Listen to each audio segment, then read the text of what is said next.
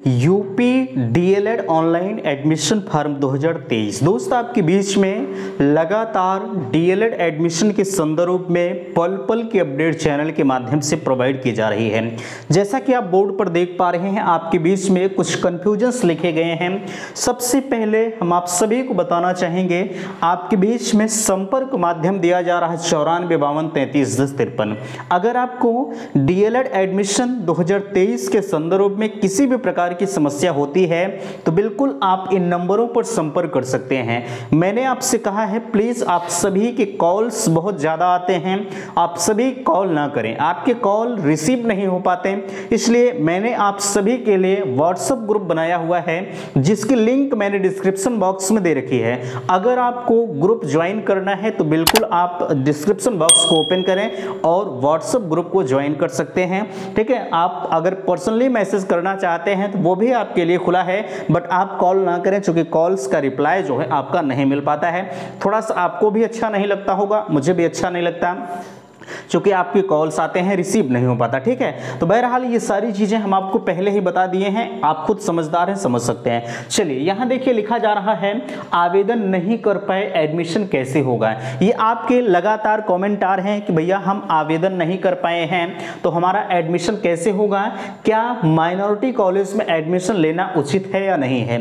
ये किसके कॉमेंट आ रहे हैं? जिनके आवेदन नहीं हो पाए हैं वो लगातार कहते हैं कि भैया अगर हम माइनॉरिटी कॉलेज में एडमिशन लेते हैं तो क्या ये उचित है या नहीं है। आगे देख पा रहे हैं कहा जा रहा है काउंसलिंग जो है कॉलेज के माध्यम से होगा तो कॉलेज मिलना मुश्किल। ये चीजें मैंने आपको पहले ही बता दिया है कि अगर आप काउंसलिंग कॉलेज के माध्यम से करा रहे हैं या कॉलेज वाले आपकी काउंसलिंग कर रहे हैं तो आपको कॉलेज मिलना थोड़ा सा मुश्किल हो जाएगा।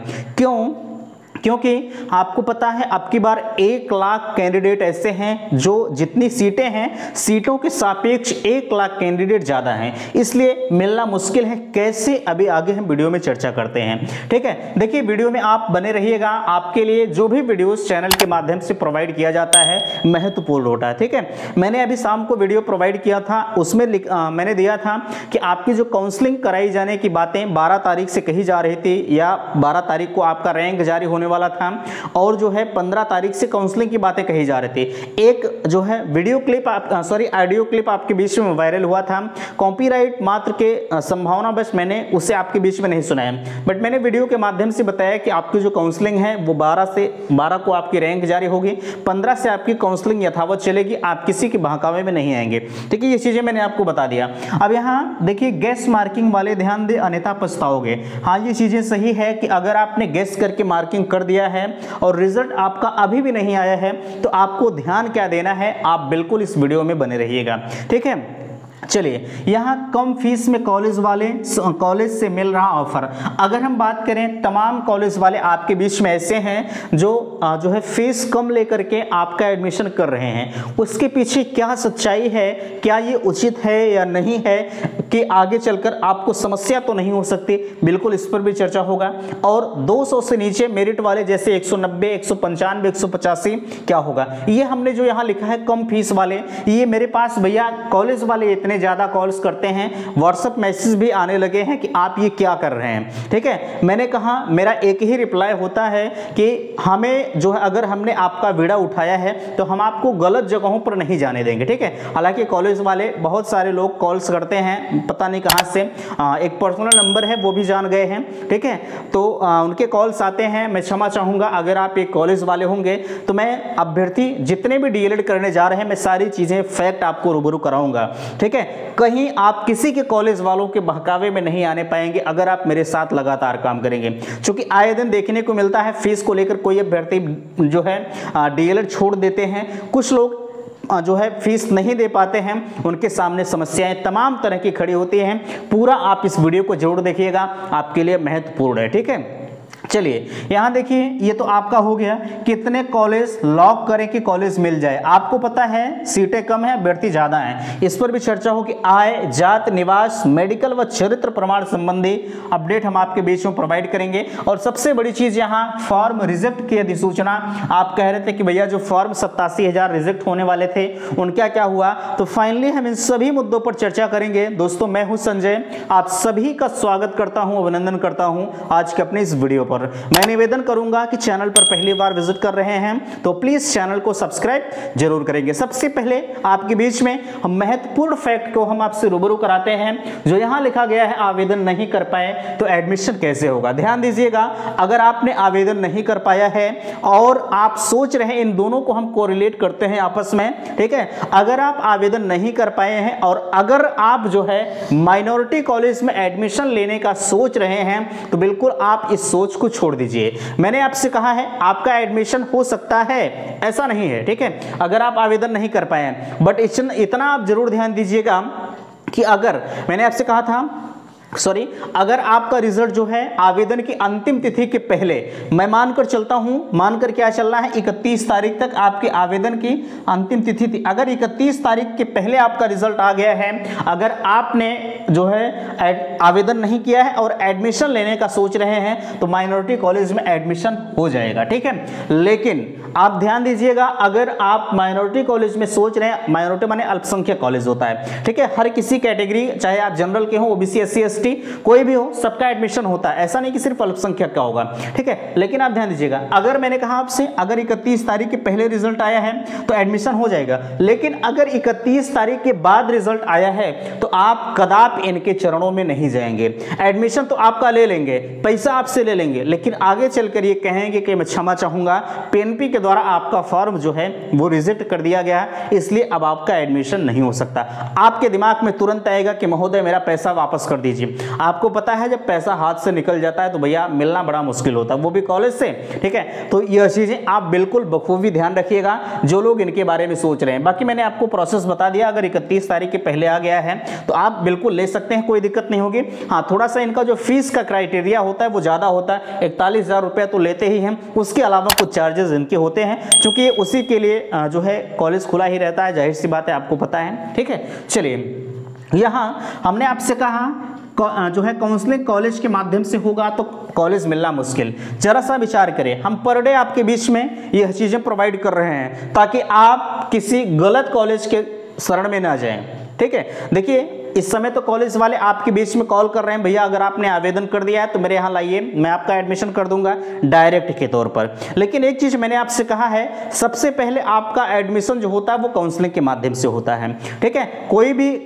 कितना भी बड़ा कॉलेज वाला क्यों ना हो, अगर वो कह रहा है कि मेरे यहाँ डायरेक्ट एडमिशन हो रहा है तो कदापि ये संभव नहीं है, ठीक है। मैंने आपसे कहा है कि डायरेक्ट एडमिशन की प्रक्रिया जब काउंसलिंग के सारे चरण समाप्त हो जाते हैं उसके बाद ही डायरेक्ट एडमिशन की प्रक्रिया कराई जाती है। वो भी अगर सीट बचती है, सीट हमेशा बचती, ऐसा नहीं है कि जो है 4-5 राउंड में अगर हो रहा है तो सीटें पूरी भर जाती हैं, नहीं, कुछ ना कुछ सीटें जरूर बचती हैं, तो उसके लिए डायरेक्ट एडमिशन कराया जाता है। लेकिन यहाँ बात ये नहीं है, ठीक है, बात ये है कि कॉलेज के माध्यम से मैं अगर एक चीज कहूं आपसे, अगर जैसे हम मानकर चलते हैं कि आप जो है किसी कॉलेज के शरण में चले गए और उनसे कह दिया कि भैया मेरा एडमिशन आपके यहाँ होना है और आप मेरा एडमिशन कर लीजिए, वो उस समय तो आपसे कह देंगे कि चलिए ठीक है आपका एडमिशन हम कर लेंगे।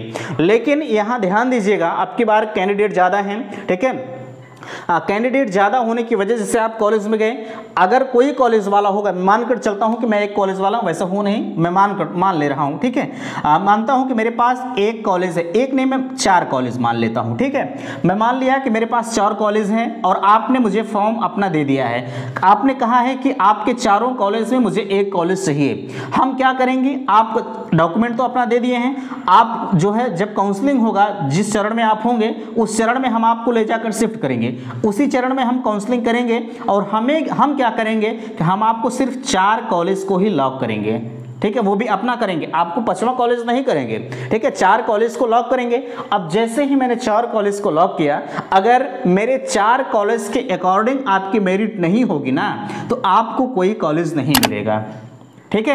अब कोई कॉलेज नहीं मिला तो ये फिर क्या करेंगे, फिर से आपको अगले राउंड में लेके चले जाएंगे, फिर यही 4 कॉलेज को लॉक करेंगे और फिर आपकी मेरिट अगर खुदा न खास्ता भगवान न करे ऐसा हो आप जो है इनके कॉलेज के लायक आपकी मेरिट नहीं रही तो यहाँ भी आपको नहीं मिलेगा। तो फाइनली होगा क्या कि आपको डायरेक्ट एडमिशन में लेके चले जाएंगे और यहाँ भी अगर आपसे हाई मेरिट के लोग आ गए तो आप एडमिशन से वंचित हो जाएंगे, ठीक है, एडमिशन आपका नहीं हो पाएगा।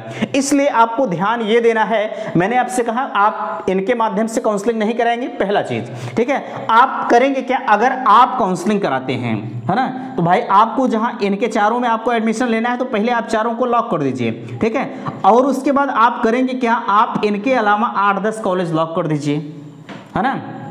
आप इनके अलावा अगर 8-10 कॉलेज लॉक कर दे रहे हैं तो खुदा न खास्ता अगर ये नहीं मिला तो आपको ये मिल सकता है, ये मिल सकता है, ये कोई भी कॉलेज आपको मिल जाएगा, लेकिन आप कॉलेज की शरण में नहीं जाएंगे। बाकी आपकी इच्छाएं करना आपको है, जो भी आपको उचित लगे आप कर सकते हैं, बट एक मार्गदर्शन के तौर पर मैं आपको बता रहा हूं, अगर इस वर्ष जो है कंपटीशन का लेवल थोड़ा सा हाई है, लोग एडमिशन ज्यादा चाह रहे हैं, इस वजह से इसके संदर्भ में मैं चर्चा कर रहा हूं। कॉलेज वाले मुझे गालियां भी देंगे, ये मुझे पता है, ठीक है, लेकिन उससे मुझे फर्क नहीं पड़ता, आप कहीं गलत जगहों का शिकार न हो जाएं। एडमिशन लेने का आप सोच रहे हैं, आपका एडमिशन कहीं आप एडमिशन से वंचित न रह जाएं, ये मेरा परम उद्देश्य है कि आपको सही चीजों से रूबरू कराना, ठीक है। इस चीज को आप नोट करिएगा। मैं तो यही कहूंगा कि भैया आप जो है अपनी काउंसलिंग खुद करिएगा, और यहां मैंने लिखा भी है कि कितने कॉलेज को लॉक करें, तो आप ज्यादा से ज्यादा कॉलेज को लॉक करने का प्रयास करिएगा। जैसे आपका पहले चरण में अगर लगा है तो पहले चरण में आप जो भी 2-4 कॉलेज लॉक करना चाहें तो कर दीजिए, कोई समस्या नहीं है।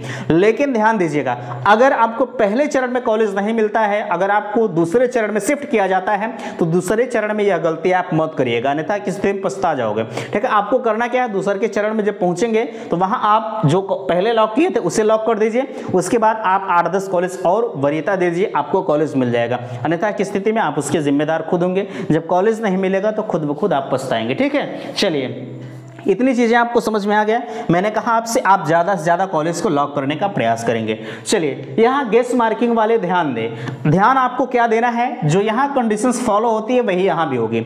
मैंने यहाँ भी आपको बताया है कि अगर आपका जो गेस मार्किंग आपने किया है, अगर आपका रिजल्ट 31 तारीख से पहले आ जाता है, 31 अगस्त के पहले, चूंकि आवेदन की अंतिम तिथि 31 अगस्त थी, ठीक है, अगर इसके पहले आपका रिजल्ट आ जाता है तो एडमिशन आपका हो जाएगा, अन्यथा की स्थिति में आप भी एडमिशन से वंचित हो जाएंगे, ठीक है।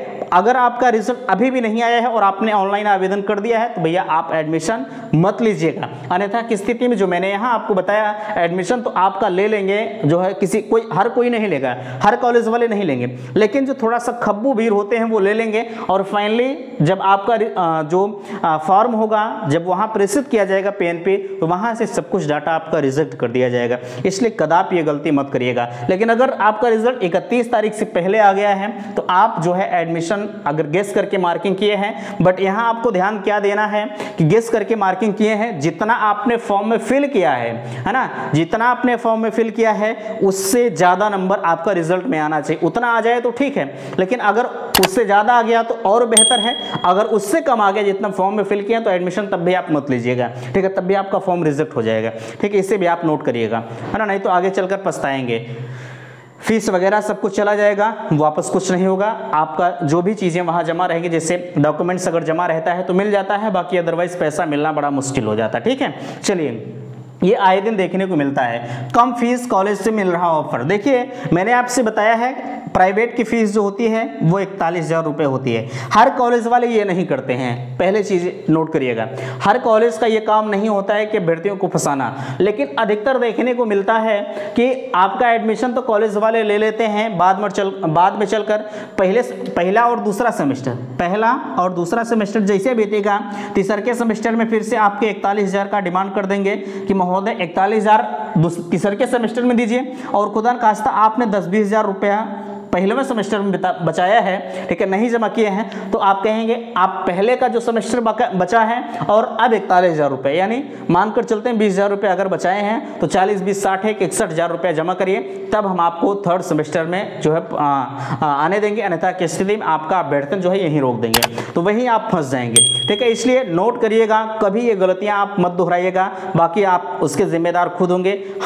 हमारा क्या, हम आपको सारी फैक्ट चीज़ों से आपको रूबरू करा दे रहे हैं, ठीक है, आप खुद समझिएगा, जैसा भी होगा जो है आप मुझे बताने का प्रयास करिएगा। हाँ, ये मैंने आपसे पहले भी कहा कि हर कोई कॉलेज वाला इस तरह का नहीं काम करते हैं, ठीक है, बट देखने को मिलता है, लोग मेरे पास कॉल करते हैं कि भैया फीस के लिए परेशान किया जा रहा है, तो यार बड़ी समस्याएं होती हैं देखने में, ठीक है। चलिए, यहाँ 200 से नीचे वाले ये कमेंट कर रहे हैं कि भैया हमारा 190, 195, 185 हमारा क्या होगा। देखिए अगर आपका 185 है, 190 है तो मेरे पास आप कमेंट ना करें, है ना। अब ऐसा तो नहीं कि आप मेरे पास कमेंट करने से आपका जो एडमिशन है वो हो जाएगा, ठीक है, ऐसा कुछ नहीं है ना। ये समझने का प्रयास करिएगा। अगर आपका 190 है, अगर काउंसलिंग के लिए आप पार्टिसिपेट करने को मिलता है तो आप करिएगा, अन्यथा की स्थिति में 190 वालों को, 185, 190 वालों को मिल भी सकता है, कॉलेज नहीं भी मिल सकता है, क्योंकि अभ्यर्थी ज़्यादा हैं इस वर्ष। जो है थोड़ी सी जो है विडंबनाएं जरूर हैं। 190 और 190 वालों को तो मिल सकता है, ऐसा नहीं, लेकिन 185 वालों को थोड़ा सा चांस कम नजर आ रहा है, ठीक है, फिलहाल के लिए। लेकिन मैं इतना जरूर कहूंगा कि आप अगर आपको काउंसलिंग का मौका मिलता है तो आप ज़्यादा से ज़्यादा 10, 20, 50 कॉलेज को लॉक करने का प्रयास करिएगा, अगर कॉलेज रहते हैं तो, ठीक है, इससे भी आप ध्यान दीजिएगा। चलिए यहाँ कितने कॉलेज हम लॉक करिए, चीज़ें तो हो गया। यहाँ आय जात निवास के बारे में, आय आपका लेटेस्ट होना चाहिए। जाति अगर आपको कैटेगरी का लाभ लेना है तो होना कंपलसरी है। आपको यूपी का निवासी होना ये भी कंपलसरी है। मेडिकल सर्टिफिकेट आपके नज़दीकी जो भी जिला अस्पताल है वहाँ से बनता है, आप बनवा लीजिए अभी से, है ना। आप किसी भी जिले से हो, ठीक है, आप किसी भी जिले में जाकर बनवा सकते हैं। जैसे आप प्रयागराज के हैं तो आप जो है कहीं भी चले जाइए, बनवा लीजिए, है ना, उससे दिक्कत नहीं है।